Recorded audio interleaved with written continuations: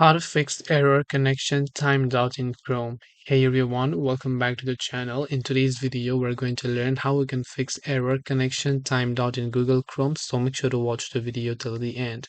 If you want to fix error connection timed out in Chrome, now if you're having this issue, first of all, understand that it is not always the Chrome issue.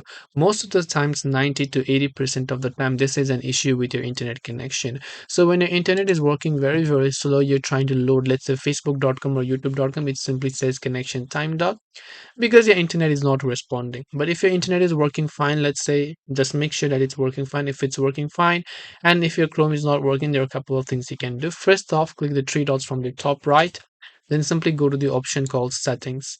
From settings, go to privacy and security, click on clear browsing data.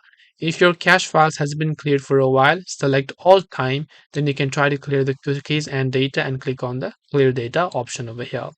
After you've done that, also check for your Chrome update by simply going to About Chrome from the bottom left. Then right here, you'll see whether or not Chrome is updated to the latest version. If it has an update, then make sure to update it to the latest version.